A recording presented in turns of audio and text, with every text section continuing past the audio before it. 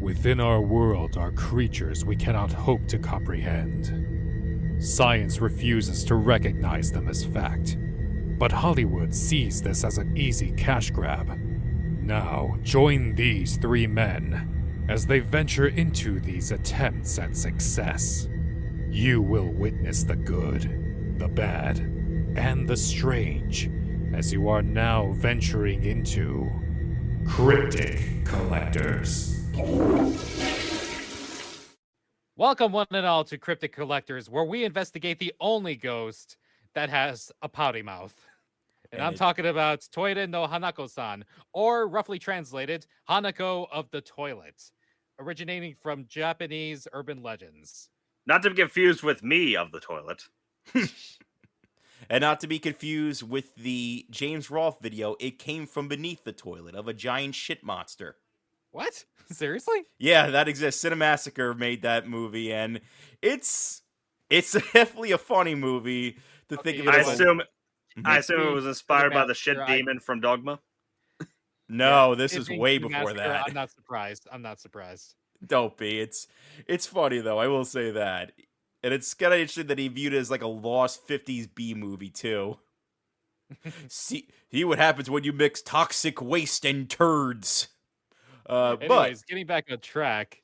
So Toilet no Hanako-San, or Hanako of the Toilet, is a blend between a yokai and a yurei, believed to be the spirit of a young girl from World War II who was killed during an airstrike, or a girl who was bullied and pushed to suicide inside of the girl's bathroom in the third stall.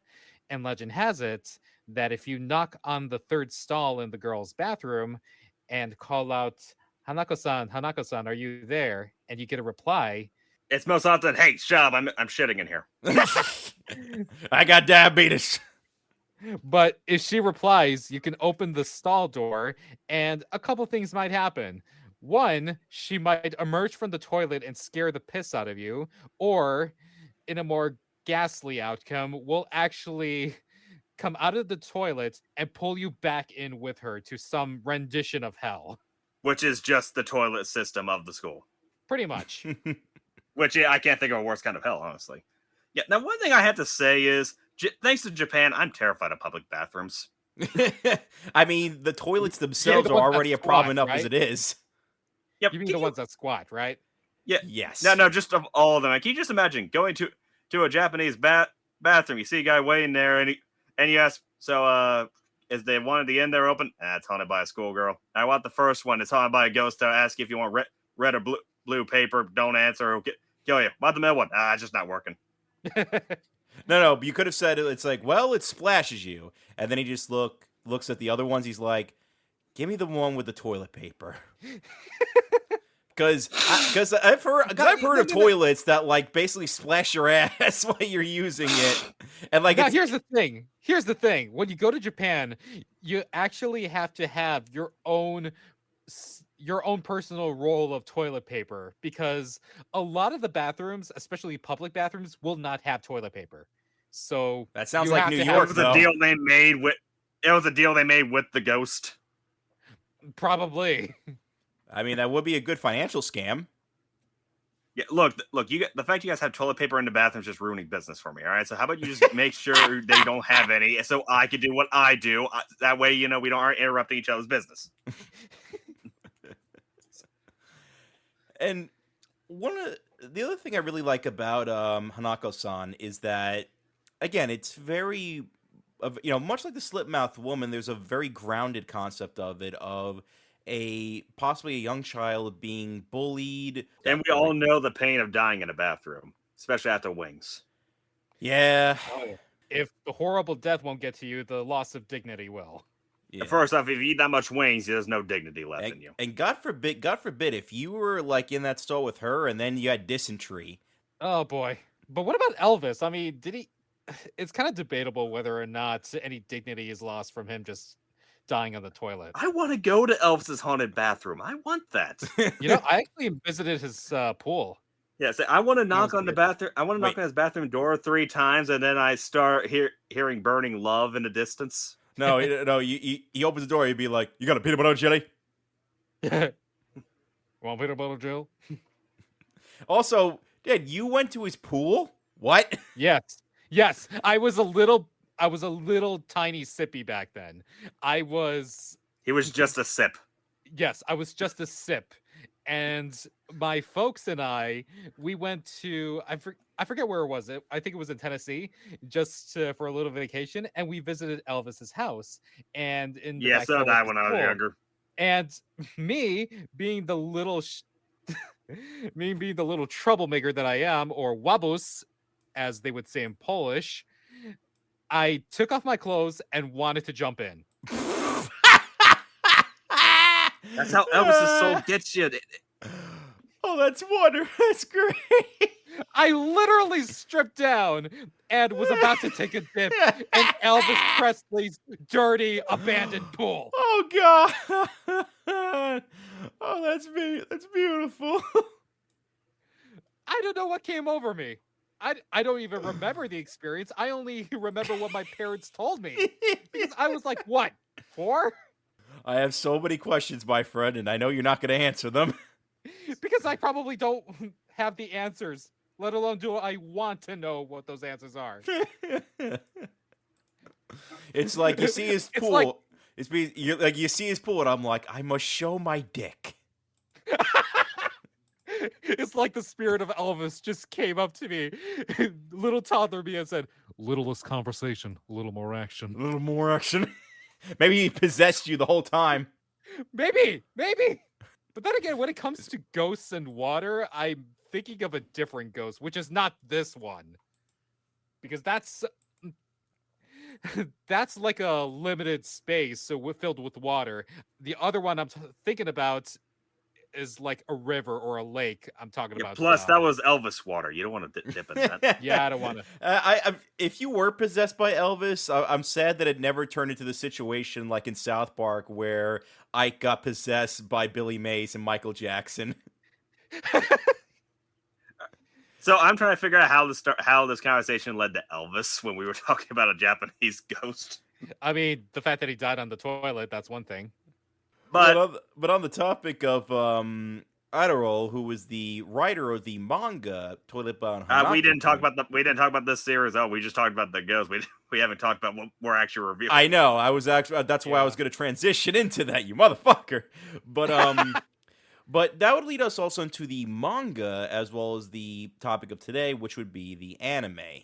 I have not read the original manga. The writer is named Idle, which I guess he doesn't want to reveal his full name, which I could certainly relate and the to series that. we're reviewing is Toilet Bound Hanako-Kun, by the way. Yes. He apparently has had a couple of mangas over the past couple years. Like one of his earliest ones from 2013 was called Dear My Living Dead. I have not read it myself, but it was just a one shot, and apparently this was like sort of like an experiment that led to Hanako-Kun, but again, I can't say how good that story is. And of course, once he wrote that, it became relatively successful, spawning one spin-off and a couple more like very soon. So I'm glad that he's definitely successful working alongside with publisher Square Enix on it. Now, I actually wanted to bring up I actually brought this series up as one of the suggestions to review, simply because it's one of the biggest adaptations of a Japanese urban legend.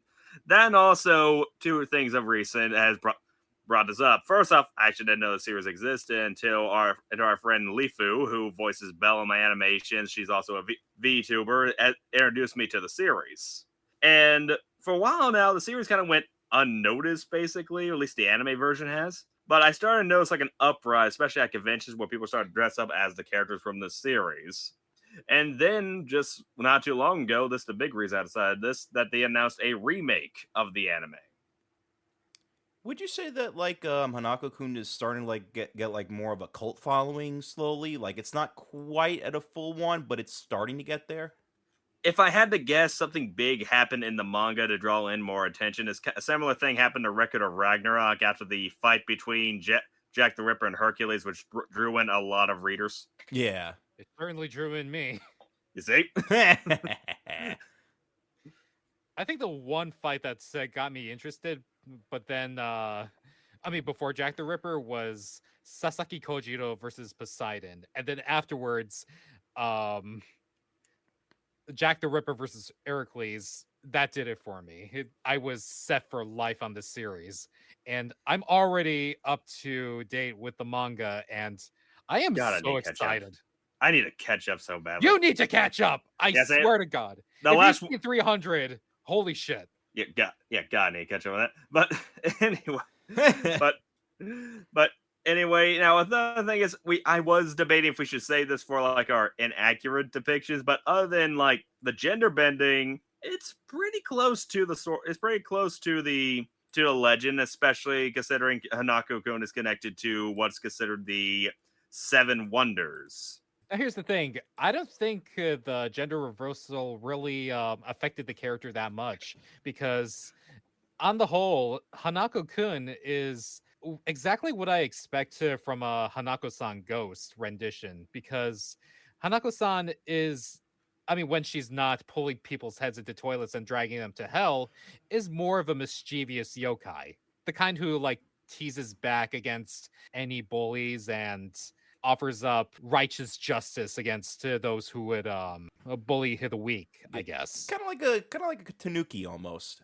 Almost, yeah. So, if anything, from what I see in this Hanako-Kun and his background as the top dog of these Seven Wonders, the one who keeps them in line, while also being a bit of a smartass and also dressed as an SS soldier.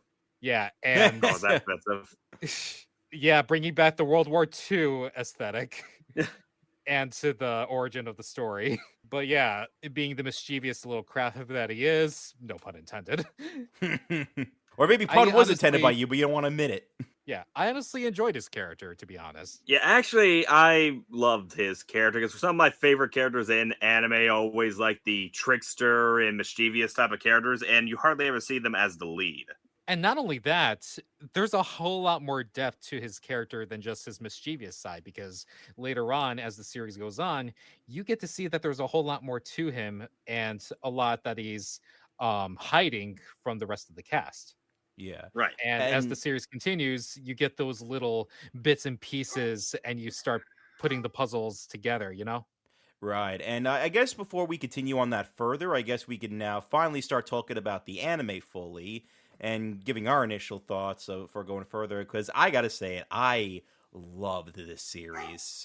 My one complaint is that I felt the series was too short, but I can understand because this manga is still going on, and I guess they didn't have enough time to really... Well, if anything, it should have been a success because the animation is beautiful. Yes, it is gorgeous. The line art is just profound, and it just brings the characters to life from the background itself. Absolutely. And additionally, too, it's very faithful to the manga because it has the same style. Like, it almost feels like, from what I have seen of the manga, it's almost like page for page, almost like it really looks like the manga come to life. Yes, I like it kind of is a mix of both animation and motion comic, in a way. It does have a little bit of a motion comic feel to it. Yeah, but what the best part to me is the coloring of this anime. Yeah, it's very so bright, lush and so vibrant. But it can go dark when need be. It's very clear, very again, it pops out of the background, so kind of like a picture book, like one of those pop-up books. Maybe a little bit of a kamishibai, if you guys are familiar with that. Yeah. Paper theater. Yeah, paper theater. Thank you. And also, I had to say, how great is that opening theme song? That theme song is awesome. I jammed to that when it came out. Yes, I did the same. Any single time I was watching an episode, I had to watch the opening and jam the fuck out of it.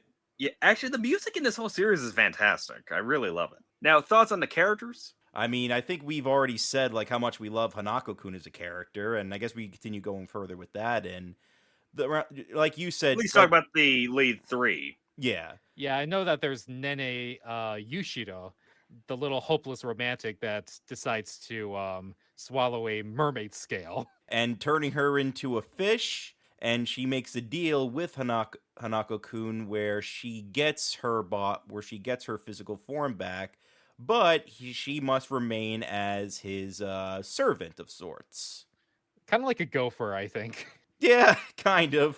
And because she's the one who's stuck cleaning the toilets on the side of being a gardener, and not only that, is also key to helping Hanako keep all the other spirits in line.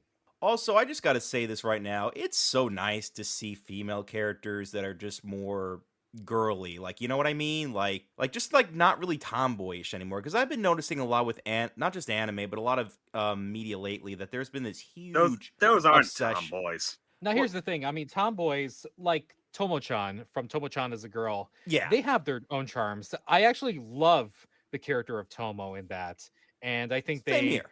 visualize. Also, none of my tomboys are good enough for you. Okay, well, yours Tomo- are different. Yours are an exception.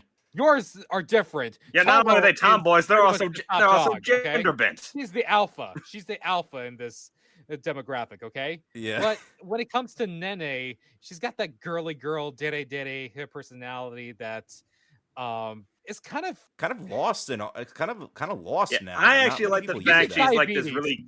I really like that she's this really cutesy girl, but she's obsessed with scary stories and things like that. Hey, I mean, we all love to talk about scary stories, especially with girls who usually are like scared of them. They can't even hear another word from the person telling the story without just leaving the room for a couple seconds because they might get anxiety, like some people I know. Yeah. But, I'm telling.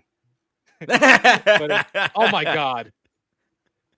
But you bring up one thing interesting about Nene too, about her liking scary stories. I mean, that's also goes along with her design because there's a nice contrast with her because she has this very cutesy look to her, and yet when you'll notice some details, like for example, her uniform is black and white, and she has skull pendants on her uniform and as Brooch, like a piece on her hairband. So I like that little that little weird contrast when it comes to her as a character, and the design complements it perfectly. Yeah, speaking of designs, I really do like Hanako-Kun's design as well. Same. I love like the old fashioned like schoolboy look they gave him. Oh, I genuinely thought it was like a general outfit. You know, I it probably is that. It did look like his very old school outfit, and yeah, I liked his design overall. What I really didn't get was like his little patch on one side of his cheek. Yeah, I always assumed that was like perhaps like I thought I would have liked a little bit of backstory there where they explain that I think it's a seal. Yeah, that's what I thought too. Yeah, that's what I'm saying. I thought that was maybe a seal from a long time ago, perhaps. Well, sadly, we're filthy anime watchers, not manga readers, so that's the downside for us here. I'm not gonna lie, I actually love this this new story revolving around Toire no Hanako-san in the form of Toire no Hanako-kun. That being, it actually expands the universe that it's set in. It tells more about how the spiritual realm affects the living realm and how the living realm actually affects the spiritual in return through the use of rumors. And it's through these rumors that these spirits gain new powers or new forms, whether for good or bad. And a lot of the times... Yeah, I love that it's affected by the stories that are told about them. Right.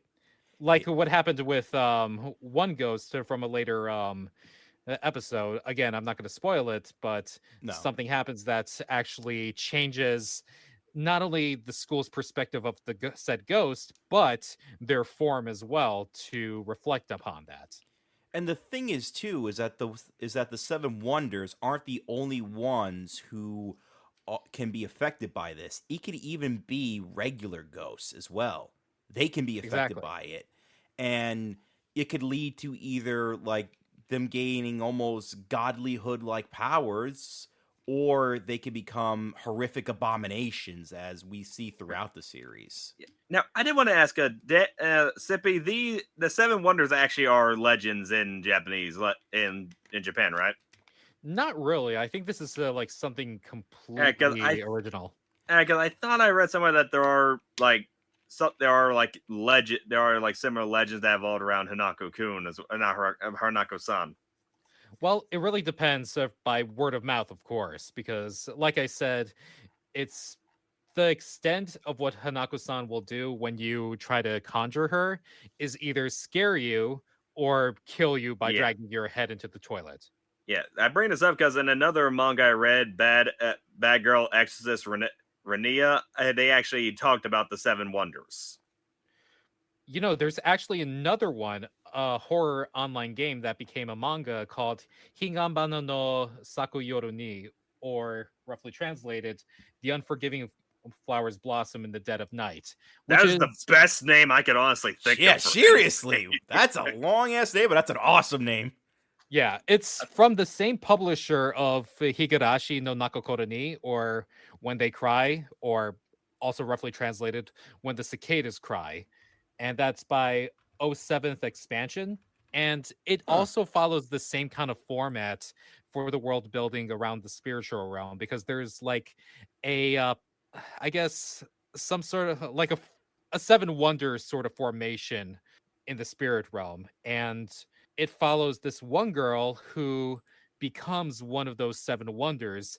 And oddly enough, it's also based on Toire no Hanako-San. Although in this version, it's called Meso Meso-san, or Little Miss Crybaby. Because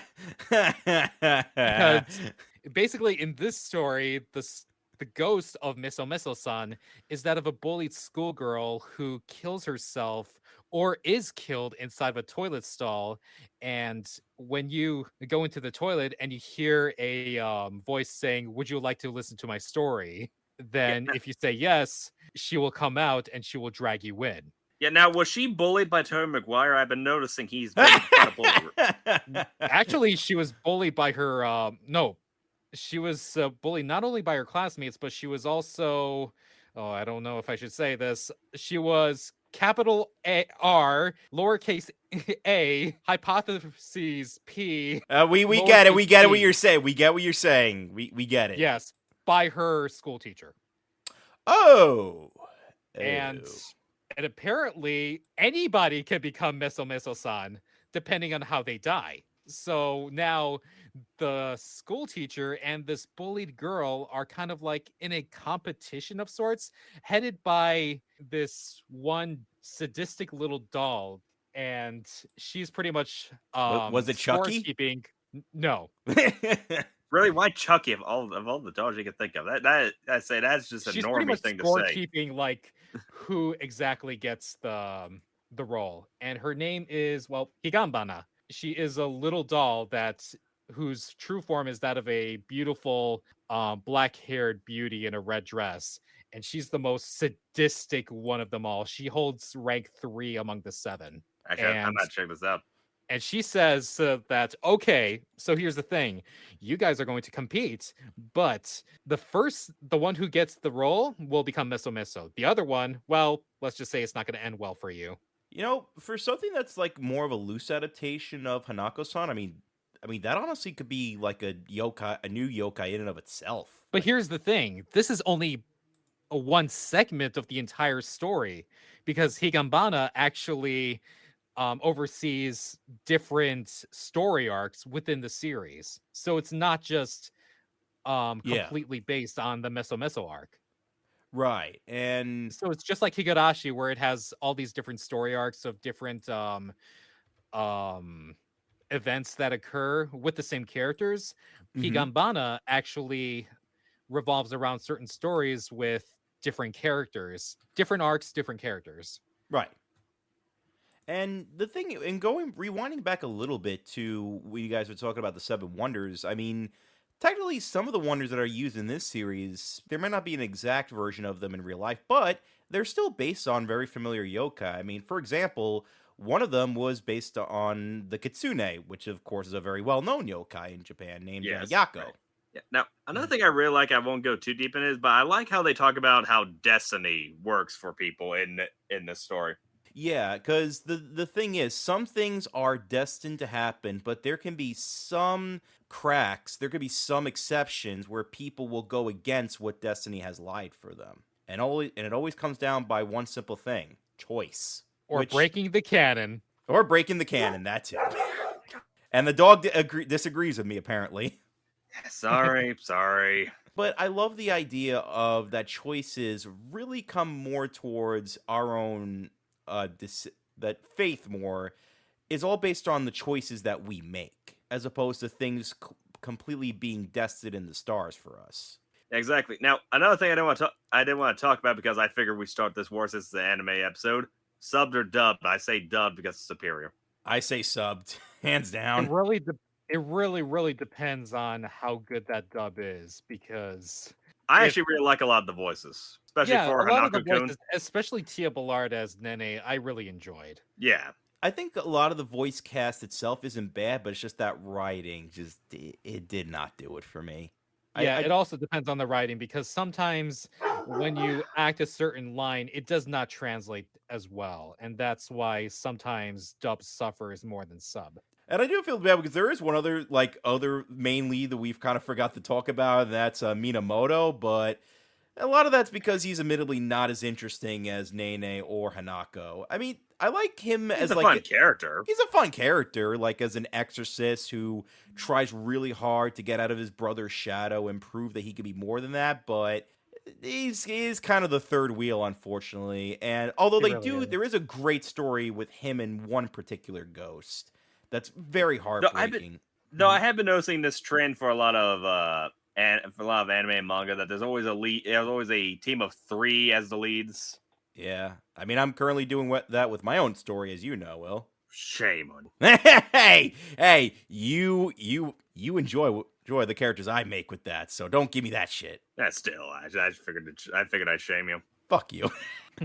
Minamoto, though, he's a good character. I just wish that he had a lot more to work with. But again, that's because of how short the series is, so I can't give too much slack on that. All right, actually, I got a question for you guys when it comes to this. Now, if you introduce someone to anime, would you recommend Hanako-Kun first, or would you recommend something else? It depends on. Because I feel like it's not too over the top to introduce someone that's still that's new to anime. I'd say more. I would honestly recommend it. It's got a good premise. It's got a pretty good animation to start off, and pretty good characters as well. Yeah, I would say I would recommend this to those who are like supernatural nuts, at least who love the supernatural and are also getting into anime. So this would be a great or if you like a bit of horror, adventure, comedy. Yeah, okay, but here's the thing. I need to ask, would you recommend this or Ghost Stories? The Ghost Stories is a whole different level. No, but here's the thing. If you wanted to introduce them to anime, somebody who is interested in the supernatural, would you introduce them to Hanako-Kun or Ghost Stories? And I'm talking about the dub, baby. Well, to be fair, I think that might just overhype anime for the future. If they watch Ghost Stories first, then they'd be a little disappointed as they go forward. Oh god. This is as funny as that. Oh god. But to answer your question, Crooked, I wouldn't necessarily say that I would make this a good introduction when it comes to anime overall, because, to be honest, there's plenty of much better examples out there. But I would say this is the perfect gateway for anyone interested in yokai and Japanese supernatural stories. This series, I think, would be a great start to that, because it very much reminds me of a shorter and more compact version of Gegege no Kitaro, which is, of course, the godfather of that genre that Hanako-Kun is clearly inspired off of. And I think it's like it serves as being almost like a modern day take on that. Yeah, what's funny is we keep on saying that it's a short series, but we're talking about the anime, not the manga, which I still think is ongoing. Yeah, the manga is still going. It's been going on since it started in June of 2014. Yeah, oh wow, it's been that long. Yeah, it's been almost 10 years. Jesus. Yeah. Also, I figured I'd bring this up and mention why they are doing the remake. Apparently, the season that we watched was out of order compared to the manga.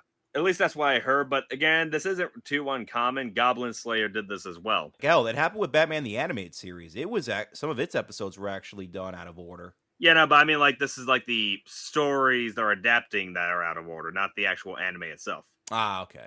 Yeah, like I said, with Goblin Slayer, the final battle in that was actually meant to happen way earlier into the series.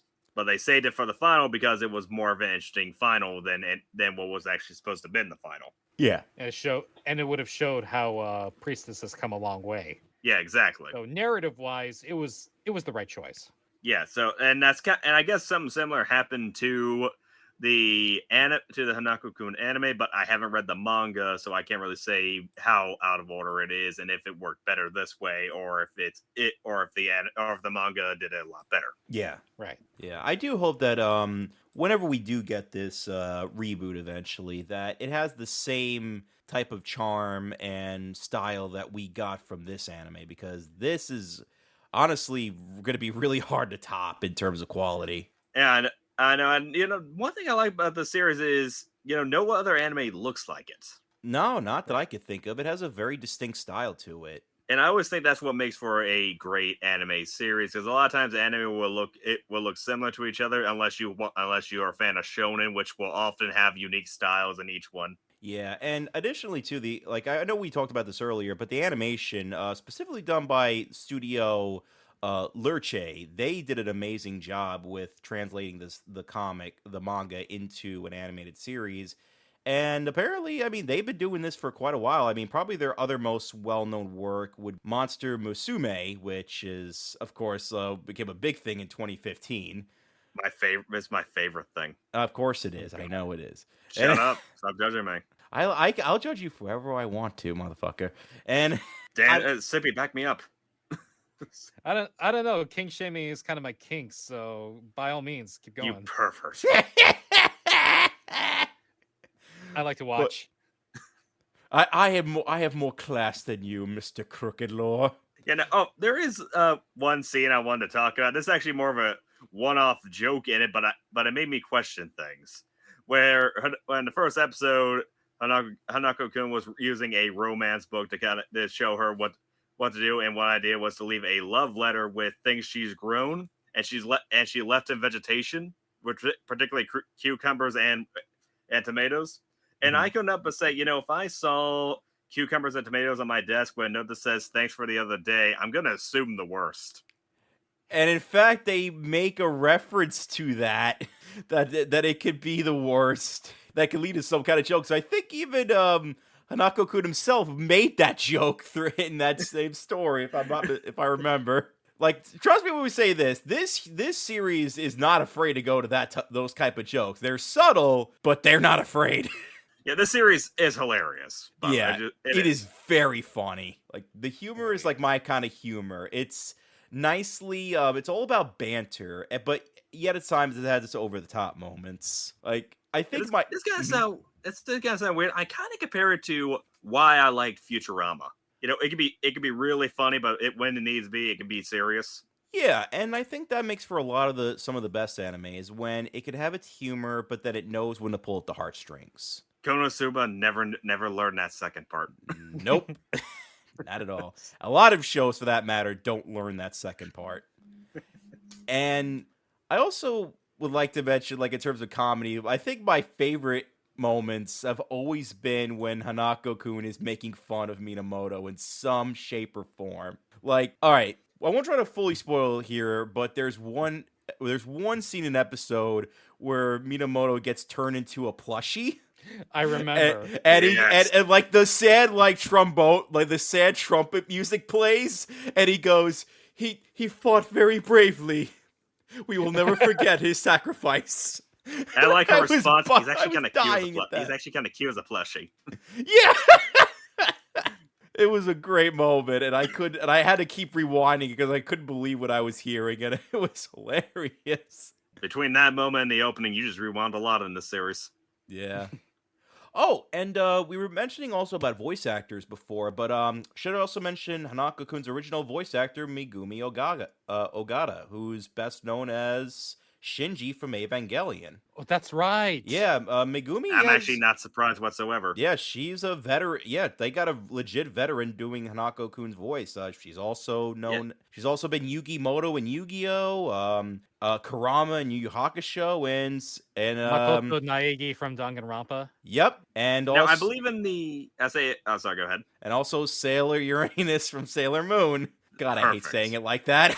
But when it comes to the English dub, I believe Hanako-Kun is voiced by the same person that voices Midoriya in the My Hero Academia dub. You are correct. Yes, yeah, that is. I actually really like him whenever he voices because he's often does a great job. I always love when he plays the more crazy characters. Yeah, I like his. I've always liked about Justin Briner is his very youthful voice. It gives me a little bit of Vic Mignogna feels to it, and that despite his age, he has this very teenage, youthful voice to him. Right. Kind of like Josh Keaton as Spider-Man. Yes, very much like Josh Keaton. Actually, I wouldn't mind if he voiced Spider-Man eventually. Yeah, or Yuri Lauf. I can't pronounce his last name. For the guy who plays Spider-Man Yuri in Lotho. the PlayStation games. That's it. Yeah, exactly. And I hope the best for him because I will say one thing about the dub. His voice as Hanako-Kun fit him very well. Yeah, I definitely agree. Yeah, he's played a lot of very youthful characters, even young versions of certain characters like Grisha Yeager from Attack on Titan. Yes, he's voiced him as well. And yeah, I hope he goes on for a little bit more. And also, you guys mentioned Tia Ballard as Nene, who I also love her voice as well. Art, she played. I know that she played that one cat from what was it? Was it that Space Invader or was that Fairy Tale? That's yeah. She was Happy in Fairy Tale. Happy, that's it. Yes, that's right. I remember. Yeah, actually, she did a great job on that. Actually. Yeah. Not only that, she also plays in. Oh, she plays Shiho from Devil is a Part-Timer. Yep. She plays Pishi from Hyperdimension Neptunia, for all you Nepturds out there. Yeah, and for any of you Harem fans, she was also Eris and Cat Planet Cuties. Don't ask how I know about that one. Uh-huh. There's a lot of judging coming from me right now. Fuck off. But no, she's another really great voice actor, and I hope for more. Oh, and also Kana from Summer Wars, a personal favorite. And Zero-2 from Darling in the Franxx. Yes. Wait, really? Yeah. Wow, that blows my mind. Honestly, she has a really good range. Yeah, she really does. I guess that really wraps things up. I mean, there's not too much to talk about with this series. I mean, we could, but that really goes into a lot of spoiler territory. Yeah, I think we could just leave it at that. Yeah, but I do have an interesting way to end this, as we do the ranking and all that. Yeah, go ahead though, finish. I'll tell you in just a second. I was gonna say, this is a great series to start off with if you want to know about Japanese yokai and just about Japanese mythology in general. It's a great starting point. It's not an overly long series. Each episode is roughly half an hour. And there's only 12 episodes, so you could breeze through this in almost 2 days, like I did. Like I was saying, since we're getting close to it in the episode, since our next episode is going to be a really big one, I guess we could say this is kind of the center point of our first season. So how about we do this? How would you rate Hanako-Kun compared to what we've already reviewed? This is the best one by far. Like out of all the stuff that we reviewed, this has been my favorite. I really enjoyed it. I love the animation style. I love the characters. I really don't have anything off the top of my head that I can criticize about it. It's definitely something that you can introduce somebody who is a fan of the supernatural getting into anime. Are you telling me this is better than Carved, Sippy? Please don't go into that territory, or they will find you in a box. Yeah. Are you aiming for right now with this comment? Are you? Where's my shovel? So I guess, how would you guys then rank it out of 2 overly filled shit toilets out of 5? First, I'll keep Arby's out of this. I mean, would overly filled shits be a negative ranking in itself, like a 5 out of 5 shit-filled toilets? Well, no. I mean, it's fitting for the character, so. Oh wow. It's called Toilet Bound Hanako-Kun after all. I get that. And we know what comes out of. We know what we see in toilets so on our jobs every day. No, but here's the thing. Even though this came from the toilet, it was a magical turd. This is a rainbow turd, okay? A rainbow turd. Okay, that's it. I'm going to give it 4 rainbow turds out of 5. How am I going to top that? How am I going to top that? Is the toilet itself made out of gold? Probably. I mean, not a public bathroom. Remember, the whole spiritual realm is based on rumors. So if you think it may happen. So probably next school day, they're going to say that, oh, Hanako-Kun actually rests in the 3rd stall of the girls' bathroom. And guess what? This toilet is laced with gold. So you know that he's got the gold. He's got the He's got the riches. Oh god, I think I found the perfect thing to describe that for you, Sippy. I'm just gonna so everyone's listening to this, I'll leave this like in the video if you're watching this on YouTube, but I'm just gonna leave a little image here for Sippy to look at. There you go, Sippy. That's your version of it. Oh my god. Oh my god. That's everything you described. So wait, wouldn't that mean that Hanako-Kun is actually a leprechaun? I would not be opposed to that. First off, that's cultural appropriation. We know we can't do that. Well, I can. Is there such thing as a Japanese leprechaun? Well, what would be the closest thing to that? Clearly, it's a Hanako-Kun. Clearly, it's a Hanako-Kun. If anybody finds out what a Japanese leprechaun looks like, link me pronto, okay? Yes, absolutely. We need to know what is the Japanese version of a leprechaun, and we need to know this now.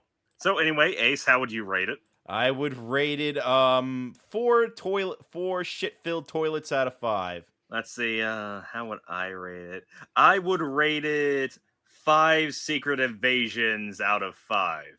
Secret invasions? Oh, sorry. I thought we were talking about. I thought we were talking about turds. Oh. Well, I mean, it is a turd. Well, not the comic. Well, not the comic. Not the comic, but definitely the show. At this point, I stopped watching Marvel after Endgame. I stopped watching. As a side note, if you all want a good secret invasion style story involving superheroes, watch Peacemaker on HBO. I agree with that. Ben, if you also want some more good cryptid stuff, there is a certain Kickstarter that recently got funded. So, a listener of ours called Creature Preacher recently did a Kickstarter for a plushie called Neshi Sofubi. It's not a plushie. It's a soft, like a vinyl. Yeah, it's a kind of a vinyl. It kind of has the look of a plush, to be fair. It does, but yeah. But no, it is a type of figure. It's what made of a soft material. Yeah, and I think it's called a Sofubi or something like that. Yeah, and it's pretty much like a little cutesy version of the Loch Ness Monster. It's well sculpted and well detailed for such a tiny figure, and I can't wait for it to get released because it's definitely something I'll definitely buy eventually. And additionally, and then it will match our image. Like, shut the fuck up. You said you didn't know why we had you petting the Loch Ness Monster in our thumbnail, but now it could come true. But it's not large enough though. It's like what, like a hand, like as big as my hand. Like it wouldn't fit for that. He's a grower, not a shower.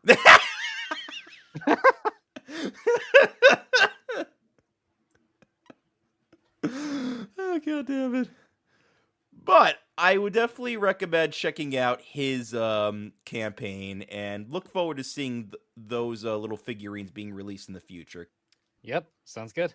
All right, so yeah, for our actually, as we fade off, will you add the flushing effect just for as a gag?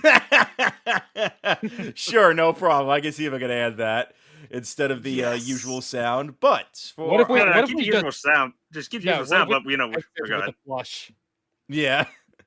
Maybe as we're ending the video, like we just flush ourselves, we'll even add in the voice at the end. Or we do, but it's like slowly being flushed down the toilet. Yes, that. Yeah. Off to the land of turds we go. The land of turds we go. A turding we will go. A turding we will go. For some reason, I'm thinking of Lebby Wings from South Park. I'm thinking more Bono from South Park. But no, Mr. Hankey's Christmas. Howdy do, everybody. This is Mr. Hankey. I hope you enjoyed this episode of Cryptic Collectors. And if you don't, well, you can suck my tiny little balls. But for next time, though, we are going to be having our first special of the show. Instead of talking about one adaptation, we are going to be talking about 2 and comparing Sunday, or whenever we actually air this. And comparing which of the 2 is the better adaptation and which one is more entertaining with our first installment of Urban Versus. Get ready for Sunday to see Sippy fight against the Mothman hand to hand. I can't wait for this. I'm coming in with bare hands, and I'm talking bare hands. And the Mothman will be coming in with a delivery truck. If anyone Truckgood gets won't that stop me. joke, shame on you. Truckgood will not keep me from my destiny. If anyone gets This that is a joke, cannon shame on you. I'm taking a shit all over it. All right, thank you so much, everybody, for joining us on this toilet humor bound episode of Cryptic Collectors. Once again, my name is Sippy. I'm joined by Ace Marrok and apparently a dog. And I am William. Don't bother me. I'm on the toilet kerning. and this is Cryptic Collectors. Flushing out.